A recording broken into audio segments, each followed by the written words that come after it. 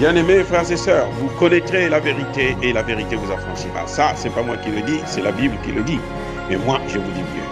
Vous connaîtrez la vérité historique, notamment celle de vos ancêtres kémites, et vous aurez une vision globale de ce que c'est que la vraie souveraineté politique. J'ajoute, vous reviendrez à la spiritualité africaine ancestrale et vous comprendrez les enjeux de l'indépendance économique. Et pour terminer, vous accepterez votre identité culturelle kémite et vous obtiendrez deux choses. La première, c'est la paix. La seconde, c'est le développement, à une condition. L'unité de toute l'Afrique noire, l'unité de tous les Noirs du monde entier. Otep à tous, bienvenue sur la chaîne des panafricanistes par essence, par conviction et par excellence. Celle des citoyens kémites par nécessité et obligation de combat. Nous sommes une chaîne qui n'est guidée que par nos ancêtres et rien que par les ancêtres qui appartiennent à l'égrégore du monde noir. Par conséquent, nous ne croyons en aucun Dieu venu de l'étranger. Toutefois, cette vidéo n'est aucunement destinée à inciter à la haine ou à la violence, car nous menons un combat qui est d'abord et avant tout spirituel, intellectuel et démocratique.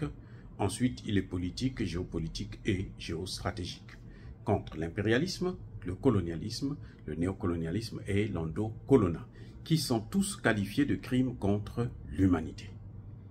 Nous menons ce combat sur la base du principe fondamental que nous avons hérité de nos ancêtres kémites, qui est celui de la Mahat, c'est-à-dire solidarité, vérité et justice.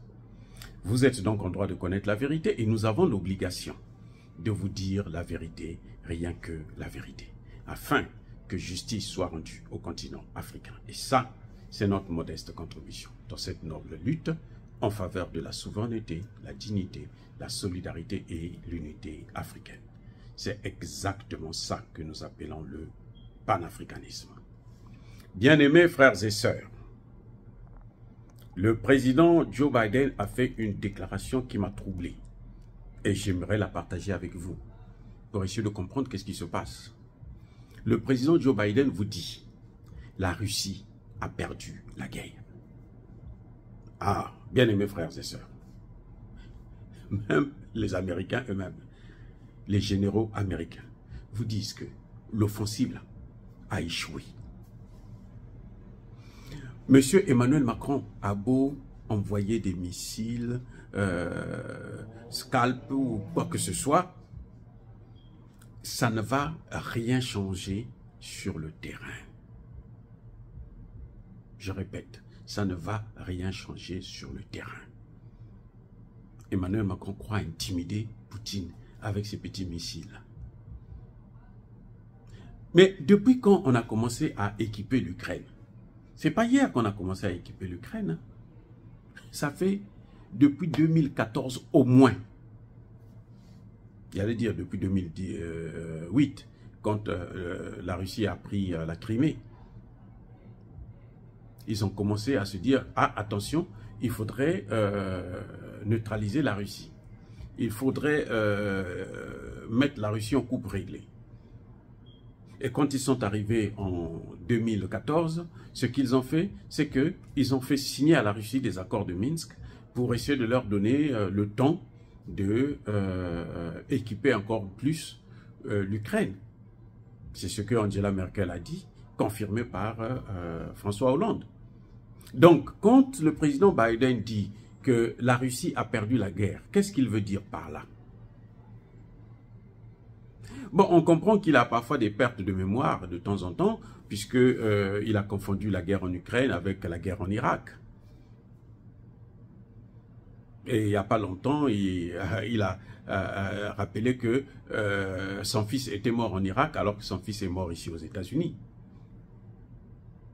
Son fils avait servi en Irak, certes, pendant la guerre en Irak, oui, lorsque les Américains sont allés tuer des enfants. Plus de 500 000 enfants sont morts à cause des Américains. Ça, c'est vrai. Mais son fils n'est pas mort en Irak. Il est mort ici. Il n'est pas mort sur les terrains. Il est mort d'une maladie.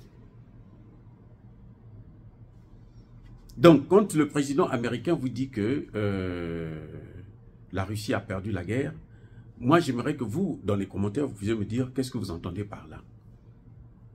Parce que ce que nous voyons là, c'est autre chose. Hein. Si la Russie a pu récupérer 2 km de terrain sur 100 000 km, bon, je ne sais pas si c'est ça qu'on appelle gagner la guerre. Encore que ces kilomètres-là, les Russes les reprennent. En fait, ce qui se passe, c'est que la Russie n'arrête pas de tondre des pièges aux Ukrainiens, qui n'arrêtent pas aussi de tomber dans les mêmes pièges. C'est exactement le phénomène de Bakhmout. Ils libèrent, ils ouvrent les portes, et puis ils laissent l'armée ukrainienne rentrer, et puis on les massacre. C'est tout. Aussi simple que... Le Bakhmout a été le hachoir. C'est-à-dire que c'était vraiment le tombeau quoi, pour les soldats ukrainiens et les mercenaires occidentaux qui sont avec lui actuellement. Parce que bon, l'armée ukrainienne a pris un coup très fort, elle a été presque décimée, et donc ils travaillent beaucoup avec des mercenaires, mais qui malheureusement se font eux aussi massacrer. Donc, que veut dire le président américain en précisant que la Russie a gagné la guerre? À vous de répondre. Dire cela, c'est inciter à la haine ou à la violence? Non. Yabako Hervé. Encore une fois de plus, bien-aimés frères et sœurs, soyez bénis, je persiste et je signe. Soyez abondamment bénis par le Dieu des Kémites et par nos ancêtres angélisés. Mais que tous ceux qui persécutent le continent africain le pillent et le déstabilisent. Qu'ils soient noirs, blancs, chinois, arabes, indiens, qui qu'ils soient maudits, punis, foudroyés, neutralisés, écrasés, effacés par le Dieu des Kémites et par nos ancêtres angélisés. Vive l'Afrique éternelle, j'ai dit et j'assume.